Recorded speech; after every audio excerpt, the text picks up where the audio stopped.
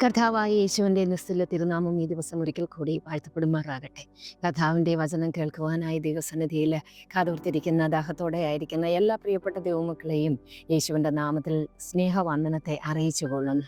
ഓരോ ദിവസവും ദൈവം നമുക്ക് ദാനമായി നൽകുന്നതാണ്. കഴിഞ്ഞ ഒരാഴ്ച വട്ടക്കാലം കർത്താവ് നമ്മെ പരിപാലിച്ചു. എത്രയോ പേർ പല രീതിയിൽ ഈ ലോകം വിട്ട് മാറ്റപ്പെട്ടപ്പോൾ, ഉറങ്ങി എഴുന്നേൽക്കാതിരുന്നപ്പോൾ, അല്ലെങ്കിൽ യാത്രകൾക്ക് പോയി മടങ്ങി വരാതെ ഒക്കെ ആയിരുന്നപ്പോൾ, രോഗക്കിടക്കകളിലേക്ക് വീണു പോയപ്പോൾ ദൈവം നമ്മെ ഇത്രത്തോളം ആയുസ്സോടുകൂടി, ആരോഗ്യത്തോടുകൂടി, സമാധാനത്തോടുകൂടി നമ്മുടെ ഭവനങ്ങളിൽ ആയിരിക്കുവാൻ കർത്താവ് തന്ന കൃപയ്ക്കായി നമുക്ക് നന്ദിയുള്ളവരായിരിക്കാം. കാരണം എപ്പോഴും ദൈവവചനത്തിൽ പറയും, നിങ്ങൾ നന്ദിയുള്ളവരായിരിക്കും.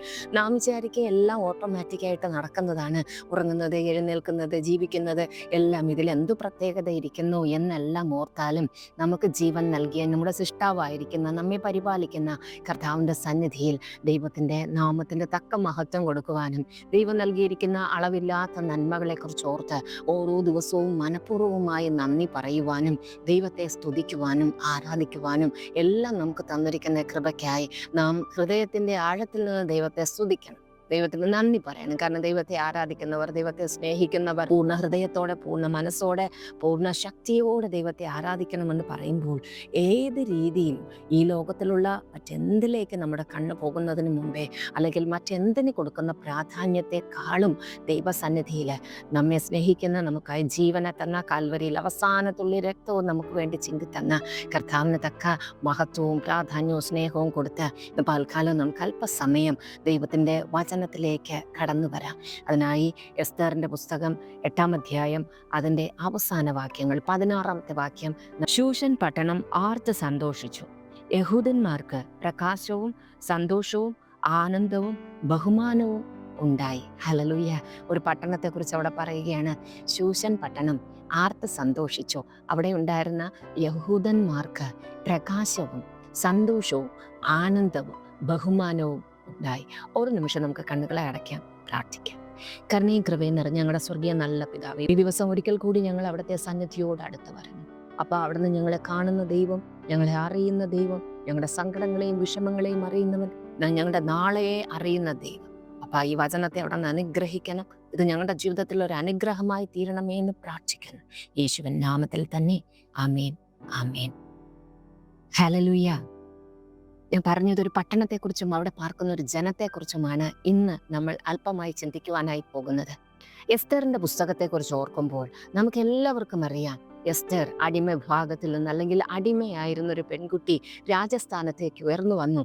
പലപ്പോഴും എസ്തറിൻ്റെ ഉപവാസത്തെക്കുറിച്ച് നാം വളരെയധികം കേട്ടിട്ടുണ്ട്, സംസാരിച്ചിട്ടുണ്ട്.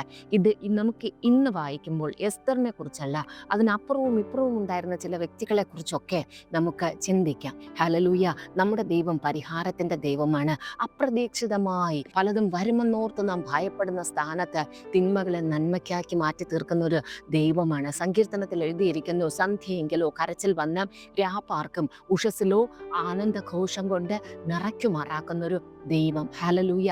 കണ്ണുനീരോടെ വിതയ്ക്കുന്നവൻ ആർപ്പോടെ കൊയ്യും. ഹല്ലേലൂയ.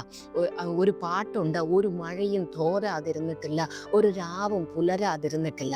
അപ്പോൾ ഒരു സങ്കടവും എല്ലാ കാലത്തും നിലനിൽക്കുന്നതല്ല, ഒരു കരച്ചിലും എന്നേക്ക് ഉള്ളതല്ല, ഒരു താഴ്ചയുടെ അവസ്ഥ എന്നും ഉള്ളതല്ല. ഒരു താഴ്ചയുണ്ടെങ്കിൽ അതിനപ്പുറം ഒരു ഉയർച്ചയുണ്ട്. ഒരു പരാജയമുണ്ടെങ്കിൽ അതിൽ നശിച്ചു പോകാതെ നമ്മെ ഒരു ജയത്തിലേക്ക് നയിക്കുന്നവനാണ് നമ്മുടെ പ്രിയപ്പെട്ട കർത്താവ്. ഹല്ലേലൂയ. ഒരു രോഗവും എന്നേക്ക് നിലനിൽക്കുന്നതല്ല, ഒരു അവസ്ഥയും എന്നുമല്ല. കാലാവസ്ഥ മാറി വരുന്നത് പോലെ ഒരു മഴ പെയ്താൽ അത് എപ്പോഴും മഴയായിരിക്കണമെന്നില്ല, അതിനപ്പുറം വെയിൽ വരും. മഞ്ഞും മഴയും ഹിമവും വേനലും എല്ലാം മാറി മാറി വരുന്നത് പോലെ ദൈവത്തിൻ്റെ സന്നിധിയിലായിരിക്കുന്ന പ്രിയപ്പെട്ട നമ്മുടെ ജീവിതത്തിലെയും ഒരവസ്ഥയും സ്ഥിരമല്ല. ഇതുപോലെ ജീവിതത്തിൽ ഒരു വലിയ വെല്ലുവിളിയുടെ മധ്യത്തിൽ പിശാച് തങ്ങൾക്കെതിരെ വലിയ വാട കൂടി തങ്ങളെ നശിപ്പിച്ച് തകർത്ത് മുടിക്കുമെന്നോർത്ത് നാശം തങ്ങൾക്ക് മുമ്പിലെത്തി എന്ന് കണ്ട ഒരു യഹൂദ ജനത്തെക്കുറിച്ചാണ് ഈ എസ്തറിൻ്റെ പുസ്തകത്തിൽ എഴുതിയിരിക്കുന്നത്. അവിടെ നമ്മൾ എല്ലാവരും പറയും, എസ്തറിൻ്റെ പുസ്തകത്തിൽ നമ്മുടെ ഇന്ത്യയെക്കുറിച്ച് എഴുതിയിട്ടുണ്ട്. ഹിന്ദ് ദേശം മുതൽ എന്ന് 2 പ്രാവശ്യം എഴുതിയിട്ടുണ്ട്. ഏറ്റവും വലിയ ചക്രവർത്തിയായിരുന്ന അഹശ്വേരോഷ് രാജാവിൻ്റെ ആ ഭരണപരിധിയിൽ വരുന്ന 127 സംസ്ഥാനങ്ങൾ ഉണ്ടായിരുന്നു. ഹല്ലേലൂയ. അതിൽ ഹിന്ദ് ദേശം മുതൽ കൂഷ് വരെ എന്ന് എഴുതിയിരിക്കുന്നു. അങ്ങനെ വിശാലമായ 127 സംസ്ഥാനങ്ങൾ, വളരെ വിശാലമായ ഒരു സാമ്രാജ്യത്തിന്റെ രാജാവായിരുന്നു അഹശ്വേരോശ്. അതിൽ പല ജാതിക്കാരുണ്ടായിരുന്നു, പല തരത്തിൽപ്പെട്ട മതക്കാരുണ്ടായിരുന്നു, അവിടെ ചിതറിപ്പാർക്കുന്ന യഹൂദന്മാരുണ്ടായിരുന്നു. ഹല്ലേലൂയ. ഇസ്രായേലിൽ നിന്ന് അല്ലെങ്കിൽ യെരുശലേമിൽ നിന്ന് നെബൂഖദ്നേസർ ബാബേൽ പ്രവാസകാലത്ത് പിടിക്കപ്പെട്ടു പോയി അന്യ സ്ഥലങ്ങളിലൊക്കെ പല സ്ഥലത്തേക്ക് ചിതറിപ്പോയിരുന്ന യഹൂദന്മാർ ആ അഹശ്വേരോശ് രാജാവിന്റെ ഭരണപരിധിക്കുള്ളിലും പല സ്ഥലത്തുണ്ടായിരുന്നു. അഹശ്വേരോശ് രാജാവിന്റെ രാജധാനിയായിരുന്നു ശൂഷൻ രാജധാനി. ശൂഷൻ പട്ടണത്തിലായിരുന്നു അതിന്റെ രാജധാനി. 127 സംസ്ഥാനങ്ങളിലെ രാജധാനി സ്ഥിതി ചെയ്തിരുന്നത് ശൂഷൻ പട്ടണത്തിലായിരുന്നു. ഈ പുസ്തകത്തിന്റെ തുടക്കത്തിൽ നമുക്ക് വായിക്കുവാൻ കഴിയും, അവിടെ ആ രാജാവിന്റെ രാജ്ഞിയായി വാണിരുന്നത് വസ്തി എന്നൊരു സഹോദരിയായിരുന്നു. ആ വസ്തി വളരെ സൗന്ദര്യമുള്ളവളായിരുന്നു. ഒരിക്കൽ കൂടെയുള്ള രാജാക്കന്മാർക്കെല്ലാം വിരുന്ന് കഴിക്കുമ്പോൾ അവിടെ മദ്യപാനവും പല കാര്യങ്ങൾ അവിടെ നടക്കുന്നതിനിടയിൽ ഈ വസ്തി രാജ്ഞിയെ തന്റെ സൗന്ദര്യം മറ്റുള്ളവരുടെ മുമ്പിൽ അല്ലെങ്കിൽ മറ്റുള്ളവരുടെ മുമ്പിൽ അവളെ ഒന്ന് കാണുവാനായി രാജാവ് വിളിക്കുമ്പോൾ ആ രാജ്ഞി അവരുടെ മുമ്പിൽ വരാതിരിക്കുകയും അങ്ങനെ ആ രാജ്ഞിയെ ആ സ്ഥാനത്ത് നിന്ന് നീക്കിക്കളയുവാൻ തക്കവണ്ണം ഇടവന്നു. കാരണം രാജാവ് പറഞ്ഞാൽ അത് അനുസരിക്കണം, ആരാണെങ്കിലും അനുസരിക്കണം. ആ രാജ്ഞി ആയിരുന്നിട്ട് കൂടി വരാതിരുന്നപ്പോൾ ആ സഹോദരി ആ സ്ഥാനത്ത് നിന്ന് നീക്കിക്കളയുകയാണ്. പകരം ആ രാജ്യത്ത് നിന്ന് യോഗ്യരായിരിക്കുന്നവരെ തെരഞ്ഞെടുപ്പ് വച്ചപ്പോൾ ആ രാജ്യത്തിലെ ഒരു ഉദ്യോഗസ്ഥനായിരുന്നു അടിമയായി പിടിക്കപ്പെട്ട മൊർദെഖായി ഒരു യഹൂദനായിരുന്നു. പട്ടണത്തിൽ അല്ലെങ്കിൽ രാജാവിന്റെ കൊട്ടാരത്തിന്റെ മുമ്പിൽ ആ രാജ്യത്തിന്റെ കാര്യങ്ങൾ നോക്കുവാനായി കാര്യവിചാരകനായ ഒരു ജോലിക്കാരനായിരുന്നു മൊർദെഖായിയോടൊപ്പം അപ്പനില്ലാതിരുന്ന തന്റെ ചിറ്റപ്പന്റെ മകളായിരുന്നു, അപ്പനും അമ്മയും ഇല്ലാതിരുന്ന ഹദസ്സ അല്ലെങ്കിൽ എസ്തർ മൊർദെഖായിയുടെ ചിറ്റപ്പന്റെ മകളായിരുന്നു. അവളെയും ആ രാജ്ഞി സ്ഥാനത്തേക്ക് മൊർദെഖായി കൊണ്ടുവരുന്നു. തുടർന്ന് നമുക്ക് എല്ലാവർക്കും അറിയാം, രാജാവിനാൽ അവൾ രാജ്ഞിയായി തെരഞ്ഞെടുക്കപ്പെട്ടു. അവിടെ രാജ്ഞിയായി എസ്തർ ഇരിക്കുന്ന കാലഘട്ടം, അവിടെ രാജാവിന് മന്ത്രിയായി വലിയൊരു ഹാമാൻ എന്ന് പറഞ്ഞൊരു ഉദ്യോഗസ്ഥൻ ഉണ്ടായിരുന്നു. ആ ഹാമാൻ ഓരോ ദിവസവും മൊർദെഖായിയുടെ മുമ്പിൽ കൂടി പോകുമ്പോൾ മറ്റെല്ലാ ഉദ്യോഗസ്ഥരും ഹാമാന്റെ മുമ്പിൽ വീണ് വണങ്ങുമായിരുന്നു. പക്ഷെ മൊർദെഖായി അത് ചെയ്യുകയില്ല. കാരണം മൊർദെഖായി യഹൂദനായിരിക്കാൻ അവൻ മറ്റൊരു വ്യക്തിയെ, ജാതീയനായിരിക്കുന്ന ഒരു വ്യക്തി അവൻ ഒരിക്കലും വണങ്ങില്ല. ഒരു യഹൂദൻ ദൈവത്തെ അല്ലാതെ മറ്റൊരുവനെയും വണങ്ങുകയില്ല. അത് അവരുടെ ന്യായപ്രമാണമാണ്. ദൈവം നൽകിയ പ്രമാണം അനുസരിച്ച് മൊർദെഖായി ഒരിക്കലും ഹാമാനെ വണങ്ങാതിരുന്നപ്പോൾ ആഗാഗ്യനായിരുന്ന അല്ലെങ്കിൽ അമാലേഖ്യനായിരുന്ന ആ ഹാമാന്റെ മനസ്സിൽ പക വന്നു. ഇവനെ എങ്ങനെയും തകർക്കണം. എന്നിട്ടും അവൻ വിചാരിക്കുകയാണ്, ഇവനെ മാത്രം മുടിച്ചാൽ ശരിയാകില്ല, ഒരു വ്യക്തിയെ മുടിച്ചാൽ ശരിയാകില്ല, അവന്റെ വംശക്കാരെ മുഴുവനും തകർക്കണം. ഇതിനായി ഹാമാനെ ബുദ്ധി ഉപദേശിക്കുന്നത് അവിടെയുള്ള മറ്റു വ്യക്തികൾ, ആ കൊട്ടാരത്തിലെ മറ്റ് ഭൃത്യന്മാർ. അവരാണ് ഹാമാനെ ഈ എരിവ് കയറ്റുന്നത് പോലെ അവർ വന്ന് പറയുകയാണ്, ഞങ്ങളെല്ലാവരും നിന്റെ മുമ്പിൽ കുമ്പിടുമ്പോൾ മൊർദെഖായി മാത്രം നിന്നെ മൈൻഡ് ചെയ്യുന്നില്ല, നിന്റെ മുമ്പിൽ കുമ്പിടുന്നില്ല. അങ്ങനെ ഹാമാനെ ഇങ്ങനെ ഉള്ളത്തിൽ കയ്പും പകയും വൈരാഗ്യവും വരുത്തത്തക്ക നിലവാരത്തിൽ മറ്റുള്ളവർ സംസാരിക്കുമ്പോൾ ഹാമാൻ തീരുമാനിച്ചു, ഇവനെ മാത്രം മുടിച്ചാൽ പോരാ, ഇവന്റെ കൂട്ടത്തിലുള്ള എല്ലാ യഹൂദരെയും മുടിച്ചു കളയണം. അതിനായി ഹാമാൻ രാജാവിന്റെ കൊട്ടാരത്തിലേക്ക് കടന്നുപോയി. അതിനു മുമ്പേ അവിടെ ഒരു കാര്യം എസ്തറിന്റെ പുസ്തകം 3-ാം അധ്യായത്തിൽ എഴുതിയിരിക്കുകയാണ്. ഹാമാനും കൂട്ടരും അവർ അവിടെ ഇരുന്ന് ചീട്ടിടുകയാണ്. ആ സംഭവം നടക്കുന്നത് നിസാൻ മാസമാണ്, ഒരു വർഷത്തിന്റെ 1-ാം മാസം. നാം ജനുവരി എന്ന് പറയുന്നത് പോലെ അവരുടെ രീതി അനുസരിച്ച്, യഹൂദ കലണ്ടർ അനുസരിച്ച് 1-ാം മാസമായിരുന്ന നിസാൻ മാസത്തിൽ അവർ അവിടെ ഇരുന്ന് തീരുമാനിക്കുകയാണ്, വരുന്ന 12 മാസങ്ങളിൽ, വരുന്ന 12 മാസം ഓരോരുത്തരുടെ ജീവിതത്തിൽ ഓരോ ദിവസം എന്ത് സംഭവിക്കണം എന്നവർ ചീട്ടിട്ട് തീരുമാനിച്ച് 12-ാം മാസം 13-ാം തീയതി അവരെ, ഈ യഹൂദന്മാരെ കൊന്നു മുടിച്ചു കളയണമെന്ന് ഒരു ആലോചന അവർ തീർപ്പ് കൽപ്പിക്കുകയാണ്. അതിന് പ്രകാരമാണ് രാജാവിന്റെ അടുക്കലേക്ക് പോയി ആ തീരുമാനം നടപ്പിലാക്കുവാനായി ഹാമാൻ തീരുമാനിക്കുന്നത്. ഇവിടെ ഒരു കാര്യം പറഞ്ഞുകൊള്ളട്ടെ പ്രിയപ്പെട്ടവരെ, ദൈവമക്കൾക്ക് വിരോധമായി, ഇവിടെ യഹൂദന്, ദൈവത്തിന്റെ ജനമായിരുന്ന യഹൂദന് വിരോധമായി ഹാമാനും കൂട്ടരും അവിടെ തീരുമാനമൊരുക്കുകയാണ്. ഓരോ മാസവും ഓരോ ദിവസവും അവരുടെ ജീവിതത്തിൽ എന്ത് സംഭവിക്കണം, ഈ രാജ്യത്തിൽ എന്ത് സംഭവിക്കണം, ഓരോ കുടുംബത്തിൽ അല്ലെങ്കിൽ ഓരോ ദേശക്കാരിൽ എന്ത് സംഭവിക്കണമെന്ന് അവർ തീരുമാനിക്കുന്നു. ഞങ്ങളെ കേൾക്കുന്ന പ്രിയപ്പെട്ട ദൈവമക്കളെ, നാം തിരിച്ചറിയണം, നാം ദൈവമക്കളായിരിക്കുമ്പോൾ, ദൈവത്തെ അനുസരിക്കുമ്പോൾ, ദൈവവചനം കേട്ട് ദൈവവഴിയിൽ നടക്കുവാൻ ആഗ്രഹിക്കുമ്പോൾ, ഈ ലോകത്തിൻ്റെതായിരിക്കുന്ന പല കാര്യങ്ങളും നമ്മുടെ ജീവിതത്തിൽ നിന്ന് മാറ്റിവെച്ച് ഭയത്തോടും ഭക്തിയോടും കൂടി നടക്കുമ്പോൾ പിശാചിന് അത് ഇഷ്ടമായിരിക്കുകയല്ല. അപ്പോൾ അവനും കെണി വയ്ക്കുകയാണ്. ദൈവമക്കൾക്ക് വിരോധമായി അവൻ കെണികൾ ഒരുക്കുകയാണ്. ഇന്ന ആഴ്ചയിൽ ഇന്ന ദിവസം ഇന്നത് സംഭവിക്കണം, ആ മാസം അവനെ വീഴിക്കണം, അല്ലെങ്കിൽ അവനെ തകർത്ത് കളയണം, രോഗമുണ്ടാക്കണം, ആക്സിഡന്റ് ഉണ്ടാക്കണം, കുടുംബത്തിൽ ഭിന്നതകൾ ഉണ്ടാക്കണം, ഇവർക്കെതിരെ ദുർവർത്തമാനങ്ങൾ കൊണ്ടുവരണം. ഇങ്ങനെ പലതും പിശാച് നമുക്കെതിരെ കെണി വയ്ക്കുകയാണ്.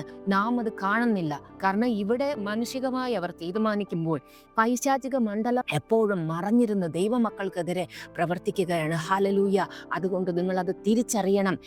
പിശാച് അങ്ങനെ ഒരുക്കുകയാണെങ്കിൽ ഇവിടെ എന്താണ് ഈ ദൈവമക്കൾ ചെയ്തത്? ആ 4-ാം അധ്യായം അതിന്റെ 2-ാമത്തെ എല്ലാം വാക്യത്തിൽ എഴുതിയിരിക്കുന്നു. അവർ ഇങ്ങനെ ഒരു തീരുമാനം രാജാവിന്റെ സന്നിധിയിൽ നിന്ന് ദേശമെങ്ങും ആ 127 സംസ്ഥാനത്തിലേക്ക് അഞ്ചൽക്കാർ രാജാവിന്റെ മോതിരം കൊണ്ട് മുദ്രയിടപ്പെട്ട തീരുമാനത്തെയും കൊണ്ട് അഞ്ചൽക്കാർ ഓടി എല്ലാ സ്ഥലത്തും അത് പ്രസിദ്ധമാക്കി. 12-ാം മാസം 13-ാം തീയതിയിൽ യഹൂദന്മാരെ എല്ലാവരെയും കൊന്നു മുടിക്കണമെന്നൊരു തീരുമാനം പുറപ്പെട്ടപ്പോൾ ജനം എന്ത് ചെയ്തു?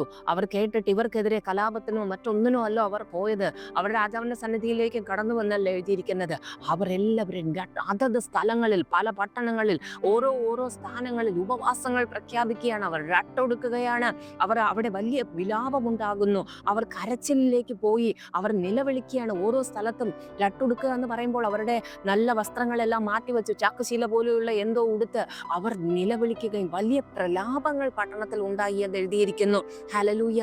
അപ്പോൾ ആ ഒരു ദൈവഹിതമല്ലാത്ത, അല്ലെങ്കിൽ തങ്ങളുടെ കുലത്തെ, തങ്ങളുടെ ജീവിതത്തിനും ജീവനും അപകടം വരുമെന്ന് രാജാവ് ഒരു തീരുമാനം എഴുതി എന്ന് അറിയുമ്പോൾ ആ ജനം അവർ പകരത്തിന് പകരം ചോദിക്കാൻ നിൽക്കാതെ ദൈവസന്നിധിയിൽ അവർ മുട്ടുമടക്കുകയാണ്. നാം എപ്പോഴും എസ്തറിന്റെ ഉപവാസത്തെ കുറിച്ചാണ് കേട്ടിരിക്കുന്നത്.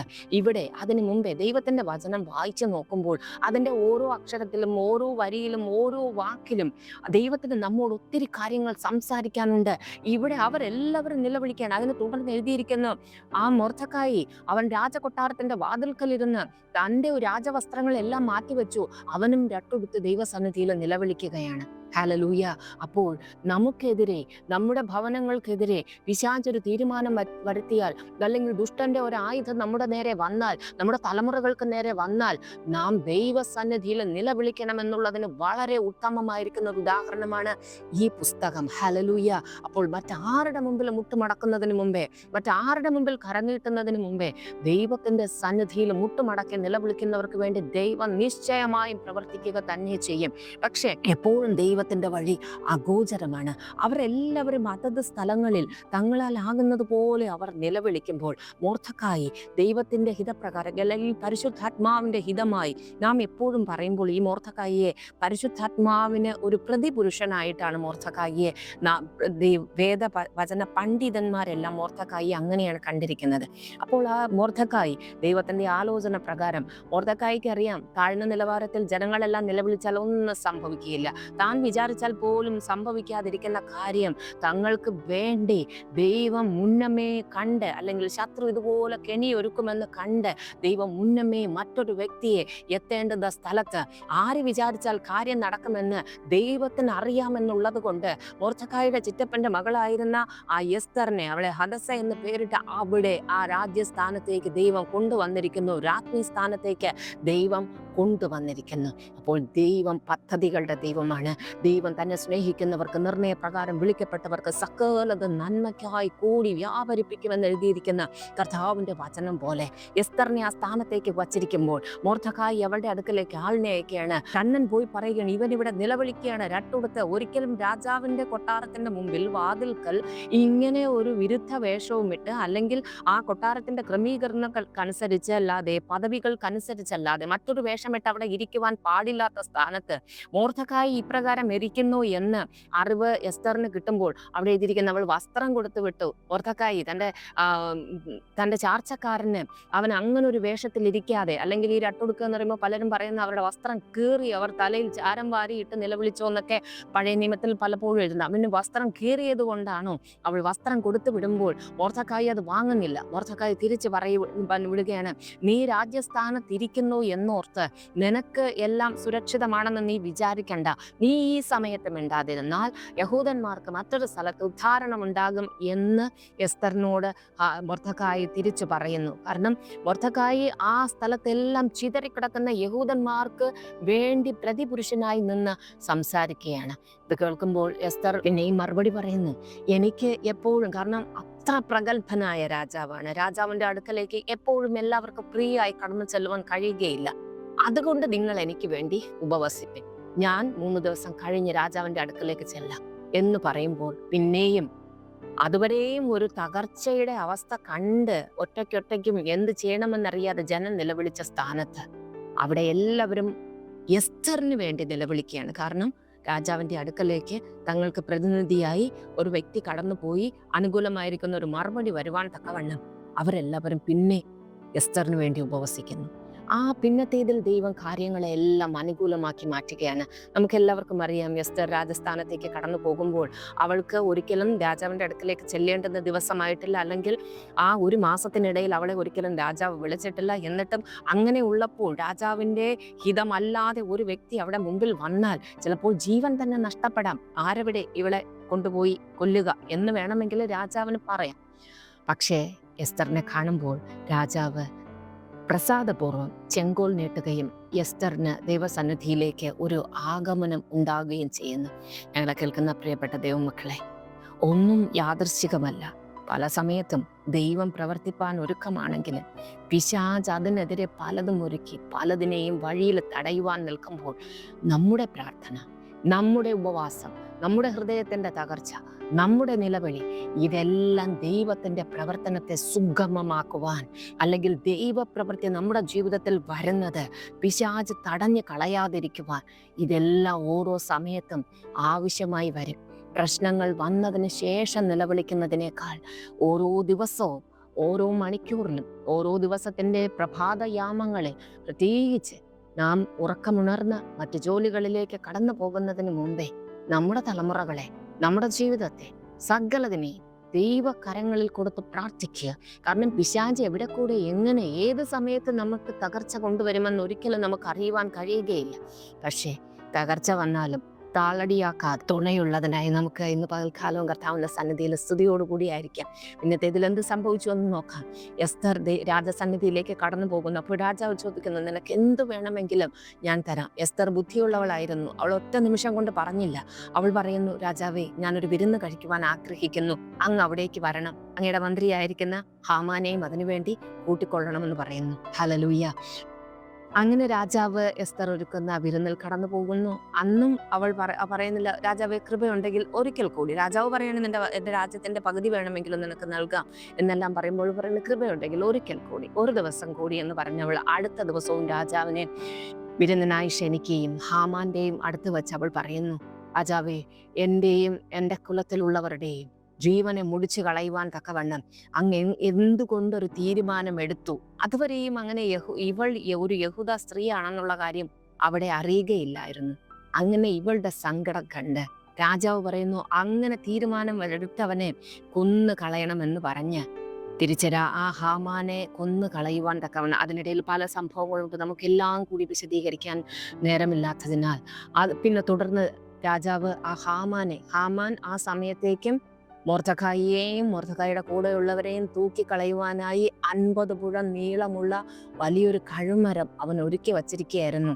ആ കാരണം മൊർദെഖായിയുടെ ഭാര്യയും കൂട്ടുകാരും അവനെ ബുദ്ധി ഉപദേശിക്കുകയാണ്, ഇവനെ കൊന്നുകളയും. പക്ഷെ അവർക്ക് ഒരു കാര്യം അറിയായിരുന്നു, മൊർദെഖായി യഹൂദനാണെങ്കിൽ നീ അവന്റെ മുമ്പിൽ തോൽക്കുകയേ ഉള്ളൂ എന്ന് അവർ പറഞ്ഞു. എങ്കിലും ഹാമാൻ തന്നെ കൊണ്ടാകുന്നത് പോലെ എല്ലാം പദ്ധതികൾ ഒരുക്കി അവനൊരു കഴുമരം ഒരുക്കി. 50 മുഴം നീളമുള്ള ഒരു കഴുമരം അവന്റെ ഭവനത്തിൽ ഒരുക്കി വച്ചിരുന്നതിൽ തന്നെ പിന്നത്തേതിൽ രാജാവ് ഈ ഹാമാനെയും കൂട്ടരെയും ആ കഴുമരത്തിൽ തന്നെ തൂക്കി കൊല്ലുവാനായി ഇടവരുത്തി. ഹല്ലേലൂയ. യെശയ്യാ പ്രവാചകനിൽ ഒരു വാക്യമുണ്ട്, ആരും നിന്നോട് സാഹസം പ്രവർത്തിക്കാതെ നീ സാഹസം പ്രവർത്തിക്കുകയും അത് നിർത്തുകയും ചെയ്യുമ്പോൾ സാഹസം നിന്നെ പിടികൂടും. ആരും ദ്രോഹിക്കാതെ മറ്റുള്ളവർക്ക് ദ്രോഹം ചെയ്യുന്ന നീ ദ്രോഹം പ്രവർത്തിക്കുന്നത് നിർത്തുമ്പോൾ ആ ദ്രോഹം നിന്നെ പിടികൂടും എന്നൊരു വചനം യെശയ്യാ പ്രവാചകനിൽ കൂടി എഴുതിയിരിക്കുന്നു. ഹല്ലേലൂയ. ദുഷ്ടത പ്രവർത്തിക്കുന്നവൻ എന്നേക്കും വാഴുവാൻ ദൈവം അനുവദിക്കയില്ല. ഉന്നതന്മാർക്ക് മീതെ ഒരു ഉന്നതനും അവർക്ക് മീതെ ഒരു അത്യുന്നതനും നമുക്ക് വേണ്ടി ജാഗരിക്കുന്ന ഒരു പുസ്തകമാണ് ദൈവത്തിൻ്റെ വചനം എന്ന് പറയുന്നത്. അല്ലെങ്കിൽ അത്തരത്തിൽ പ്രവർത്തിക്കുന്ന ജീവനുള്ള ഒരു ദൈവമാണ് നമ്മുടെ ദൈവമായിരിക്കുന്നത്. ഹല്ലേലൂയ. ആ മൊർദെഖായിയെയും കൂട്ടരെയും ഒരു വ്യക്തിയോടുള്ള വൈരാഗ്യം ഒരു കുലത്തെ അല്ലെങ്കിൽ ഒരു ജാതിയെ മുഴുവൻ നശിപ്പിച്ചു കളയുവാനാക്കി തീരുമാനമെടുത്ത് അതിനുവേണ്ടി രാജാവിനെ ദുരുപയോഗം ചെയ്ത്, രാജകൽപ്പനകളെ ദുരുപയോഗം ചെയ്ത്, രാജസ്ഥാനത്തിരിക്കുന്നവരെ, അധികാരത്തെ, ആ കൂടെയുള്ള ഉദ്യോഗസ്ഥന്മാരെ എല്ലാവരെയും ദുരുപയോഗം ചെയ്ത ആ ഹാമാൻ ആ തൂക്കുമരത്തിൽ തൂക്കപ്പെട്ടു പോവുകയാണ്. പിന്നത്തേതിലാണ് നാം ആദ്യം വായിച്ച വാക്യം.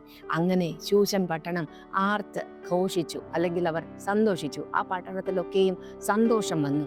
അവർക്ക് യഹൂദന്മാർക്ക് പ്രകാശവും ആനന്ദവും സന്തോഷവും അവരുടെ ഇടയിലെല്ലാം വിരുന്നുമുണ്ടായി എന്ന് നാം ആദ്യം വായിച്ച വാക്ക് എഴുതിയിരിക്കുന്നത് അതിനുശേഷമാണ്. ഞങ്ങൾ കേൾക്കുന്ന പ്രിയപ്പെട്ട ദൈവമക്കളെ, നാം തുടക്കത്തിൽ പറഞ്ഞു, അവിടെ ആ ശൂശൻ പട്ടണം കലങ്ങിപ്പോയി. ദുഷ്ടൻ ഒരു തീരുമാനമെടുക്കുമ്പോഴേക്കും ശൂശൻ പട്ടണം കലങ്ങിപ്പോയി. അവരുടെ ഇടയിലെല്ലാം കരച്ചിലുണ്ടായി, അവരുടെ ഇടയിൽ നിലവിളി ഉണ്ടായി. അവർ പ്രലാപം കഴിച്ചു, രട്ടുടുത്തു. അവരുടെ നല്ല വസ്ത്രത്തെയെല്ലാം അവർ മാറ്റിവെച്ച് ദൈവസന്നിധിയിൽ വീണ് കിടന്ന സ്ഥാനത്ത് ദൈവം തൻ്റെ മക്കൾക്ക് വേണ്ടി പിശാചിൻ്റെ കെണികളെ തകർത്ത് കളഞ്ഞ് അവരെ വിടുവിച്ചപ്പോൾ പിന്നെ എഴുതിയിരിക്കുന്നു, അങ്ങനെ ശൂശൻ പട്ടണം ആർത്ത് സന്തോഷിച്ചു, അവർക്ക് പ്രകാശമുണ്ടായി. പെട്ടെന്നൊരു ദുഃഖത്തിൻ്റെ വാർത്ത കേൾക്കുമ്പോൾ, അല്ലെങ്കിൽ ഒരു തകർച്ചയുടെ കാര്യം കേൾക്കുമ്പോൾ നാമും ഇതുപോലെയാണ്. നമ്മുടെ ഹൃദയം കലങ്ങിപ്പോവുകയാണ്, എന്ത് ചെയ്യണമെന്ന് അറിയാതെയാകുന്നു. ആ സമയത്ത് പ്രിയമുള്ള ദൈവമക്കളെ, നിങ്ങൾ ഭാരപ്പെട്ട് നമ്മുടെ മാനുഷികമായ നമ്മുടെ നിലവിളികളല്ല, ദൈവസന്നിധിയിൽ മുട്ടുമടക്കുക. ഇതുപോലെ കരച്ചിലും വിലാപവും പ്രലാപവും ഉണ്ടായ സ്ഥാനത്ത് അതിനെയെല്ലാം സന്തോഷവും ആർപ്പും ഘോഷവുമാക്കി തീർക്കുവാൻ ശക്തനായിരിക്കുന്നൊരു ദൈവം നമുക്ക് വേണ്ടി ഉണ്ട്. മൊർദെഖായിയെ പോലെ ചിലർ മൊർദെഖായിയെ പോലെ എഴുന്നേൽക്കുക. ശത്രുവിൻ്റെ തന്ത്രങ്ങളെ കണ്ട്, തനിക്കെതിരെ വെച്ച കെണിയെ കണ്ട്, മറ്റുള്ളവരോട് അതുമിതും പറഞ്ഞു നടന്ന്, മാനുഷികമായിരിക്കുന്ന ബുദ്ധിയെടുത്ത് വാക്കുകൊണ്ട് അതും ഇതും പറഞ്ഞ് തകർന്നു പോകാതെ, അല്ലെങ്കിൽ അവിടെ ഒരു കലക്കമുണ്ടാക്കാതെ ചെയ്യേണ്ടുന്ന കാര്യം ദൈവത്തോട് ആലോചന ചോദിച്ച് ചെയ്യുവാൻ ദൈവം നമ്മെ സഹായിക്കട്ടെ. ചിലരെ ഇനി എസ്തറിനെ പോലെ ചില അധികാര സ്ഥാനങ്ങളിൽ ഇരുത്തിയിരിക്കുന്നു എങ്കിൽ, ഇവിടെ പറയുന്ന ആ മൊർദെഖായി പറഞ്ഞു, നീ ഈ സ്ഥാനത്ത് മിണ്ടാതിരുന്നാൽ യഹൂദന്മാർക്ക് മറ്റൊരു സ്ഥാനത്ത് രക്ഷയുണ്ടാവും. ചില അധികാര സ്ഥാനങ്ങളിൽ ഇരിക്കുന്നവർ, ചില പൊസിഷനുകളൊക്കെ വഹിക്കുന്നവർ, ഇല്ലെങ്കിൽ എന്തെങ്കിലും ചെയ്യുവാൻ തങ്ങൾക്ക് കഴിയുമെന്നൊക്കെ ഉള്ളവർ, ഒരു അവസരം കിട്ടിയാൽ നിങ്ങളത് ഉപയോഗിക്കുക. മറ്റുള്ളവർക്കൊരു നന്മ ചെയ്യുക. ഒരു വ്യക്തിക്ക് വേണ്ടി ഒരു വാക്ക് പറയേണ്ടി വന്നാൽ അത് പറയുക. ഒരു സഹായം, ഒരു ഒപ്പിട്ട് കൊടുക്കുവാൻ, ഒരു സ്ഥലം വരെ ഒന്ന് കൂടെ പോകുവാൻ, അതെല്ലാം പിന്നത്തേതിൽ വലിയ കുടുംബങ്ങൾക്ക്, ഓരോ കുടുംബങ്ങൾക്ക് നന്മകളായി തീരുവാൻ അതിനെല്ലാം ദൈവം ഉപയോഗിക്കട്ടെ. അതുകൊണ്ട് പ്രിയപ്പെട്ടവരെ, നിങ്ങളൊരു തകർച്ചയിൽ കൂടി കടന്നുപോയാൽ ദൈവസന്നിധിയിൽ നിലവിളിക്കുക. നിങ്ങളൊരു അധികാര സ്ഥാനത്ത് ഇരിക്കുന്നുവെങ്കിൽ തകരുന്ന മറ്റുള്ളവർക്ക് വേണ്ടി എന്തെങ്കിലും ഒരു കൈ നീട്ടുവാൻ, ഒരു വാക്ക് ചെയ്യുവാൻ, ഒരു വാക്ക് പറയുവാൻ, ഒരു കാര്യം ചെയ്യുവാൻ ദൈവം നിങ്ങളെ സഹായിക്കുമാറാകട്ടെ. ഏത് രീതിയിലാണെങ്കിലും കണ്ണുനീരോടെ വിതയ്ക്കുന്നവനെ ആർപ്പോടെ കൊയ്യുവാൻ സഹായിക്കുന്ന ഒരു ദൈവം, കരച്ചിലുകളുടെ അവസാനം ആനന്ദഘോഷം കൊണ്ട് നിറയ്ക്കുന്ന ഒരു ദൈവം. യെശയ്യാ പ്രവാചകനിൽ പറയുന്നു, വിഷണ്ണ മനസ്സിന് പകരം അവൻ അലങ്കാരമാല അണിയിക്കുന്നു, ദുഃഖിതന്മാർക്ക് വെണ്ണീരിന് പകരം സ്തുതി എന്ന മേലാടെ അണിയിക്കുന്ന ഒരു ദൈവം. ഇന്ന് ഞങ്ങളെ കേൾക്കുന്ന ഏതെങ്കിലും പ്രിയപ്പെട്ടവർ ഏതെങ്കിലും വിഷയത്തിൽ ഹൃദയം കൊണ്ട് ഭാരപ്പെട്ട് സങ്കടപ്പെട്ട് എന്താകും അവർ ഞങ്ങളെ മുടിച്ചു കളയുമോ എന്നിരിക്കുന്നുവെങ്കിൽ, ഒരിക്കലുമില്ല. ദൈവം നിങ്ങളെ ജയത്തോടെ നടത്തുക തന്നെ ചെയ്യും. അതിനായി നമുക്ക് അല്പസമയം നമ്മുടെ കുഞ്ഞുങ്ങളെ, നമ്മുടെ പ്രിയപ്പെട്ടവരെല്ലാവരെയും ദൈവകരങ്ങളിൽ കൊടുത്ത് കണ്ണുകളെ അടയ്ക്കാം, പ്രാർത്ഥിക്കാം. കരുണയും കൃപയും നിറഞ്ഞ അവിടെ സ്വർഗീയ നല്ല പിതാവേ, കൽപ്പിച്ച വചനത്തിനായ സ്തോത്രം.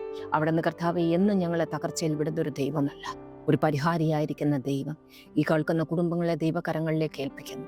അപ്പം ഈ പ്രിയപ്പെട്ടവരിൽ ആരെങ്കിലും ഇന്നൊരു പ്രതികൂലത്തിൻ്റെ നടുവിലിരിക്കുന്നുവെങ്കിൽ, ഇവർക്ക് വിരോധമായി ഏതെങ്കിലും കേസുകളോ എന്തെങ്കിലും ദൈവമേ വിധികളോ മറ്റുള്ളവരിൽ നിന്ന് ഇവർക്ക് എതിരെ ഉണ്ടാകുമെന്ന് ഇവർ ഭയപ്പെട്ടിരിക്കുന്നുവെങ്കിൽ, നിയമങ്ങളെ മാറ്റിമറിക്കുന്ന ദൈവം ഒരിക്കൽ എഴുതിയതിനെ പിന്നത്തേതിൽ അതിനെ തിരുത്തി എഴുതി ദൈവമേ വിരോധമായി നിന്നവനെ തൂക്കിക്കളഞ്ഞൊരു ദൈവം ഈ പ്രിയപ്പെട്ടവർക്ക് വേണ്ടി ഇന്ന് പകൽക്കാലം പ്രവർത്തിക്കണമെന്ന് പ്രാർത്ഥിക്കുന്നു. പ്രത്യേകിച്ച് ചില വസ്തു സംബന്ധമായിരിക്കുന്ന വിഷയങ്ങളിൽ ദൈവമേ ലോണുകൾ എടുക്കുവാനൊക്കെ ബാങ്കുകളിലേക്ക് കൊണ്ടുപോയി, ജപ്തിയിലേക്കും മറ്റ് പല പ്രശ്നങ്ങളിലേക്കും കൊണ്ടുപോയി, ചിലർ ചതിച്ചു, ചിലർ വഞ്ചിച്ചു, കൊടുക്കേണ്ടുന്നത് കൊടുക്കാതെയൊക്കെ ദൈവമേ തകർച്ചകളിൽ ഇരിക്കുന്നവർ യേശുവിൻ്റെ നാമത്തിൽ കർത്താവെ കെണികളിൽ നിന്ന് പുറത്തു വരുവാൻ, സ്വർഗം അവരെ അത്ഭുതകരമായി അതിൽ നിന്ന് പുറത്തെടുക്കുവാൻ ദൈവമേ അവിടെ നിന്ന് കൃപ ചെയ്യണമെന്ന് പ്രാർത്ഥിക്കുന്നു. അവസ്ഥകൾ മാറട്ടെ ദൈവമേ, ഇവർ ഉയർച്ച പ്രാപിക്കട്ടെ. ഇവരുടെ പേരിനെ ചില പുസ്തകങ്ങളിൽ എഴുതി ചേർക്കുവാൻ, കർത്താവെ ഇല്ലാതായി പോകേണ്ടത് സ്ഥാനത്ത് മാനത്തോടെ ആയിരിക്കുവാൻ, ഇവരുടെ മുഖത്തെ ദൈവം ആദരിക്കുവാൻ ഇടവരുത്തുമാറാകണമെന്ന് പ്രാർത്ഥിക്കുന്നു. കുഞ്ഞുങ്ങളെ ദൈവമേ അവിടെ നിന്ന് കരുതും, അവരുടെ ഭാവി ജീവിതത്തെ അവിടെ നിന്ന് അനുഗ്രഹിക്കും, കൂടെ ഇരിക്കും. ദൈവമേ, രോഗികളായിരിക്കുന്ന പ്രിയപ്പെട്ടവരെന്ന് പകൽക്കാലവും ഞങ്ങൾ ദൈവകരങ്ങളിലേക്ക് തരുന്നു. എല്ലാ ക്ഷീണവും പ്രയാസവും മാറട്ടെ. ഈ ദൈവമേ മഴക്കാലം പനിയുടേതായിരിക്കുന്ന പ്രയാസങ്ങൾ, പകർച്ചവ്യാധികൾ പലതിലും അകപ്പെട്ടിരിക്കുന്നവരെ യേശുവിൻ നാമത്തിൽ അവിടെ നിന്ന് സൗഖ്യമാക്കണം, വിടുവിക്കണമെന്ന് പ്രാർത്ഥിക്കുന്നു. ദൈവകരങ്ങളിലേക്ക് ഏൽപ്പിക്കുന്നു. ഞങ്ങളുടെ പ്രാർത്ഥനകളെല്ലാം കേൾക്കിയാൽ സ്തോത്രം. യേശുവിൻ നാമത്തിൽ തന്നെ ആമേൻ.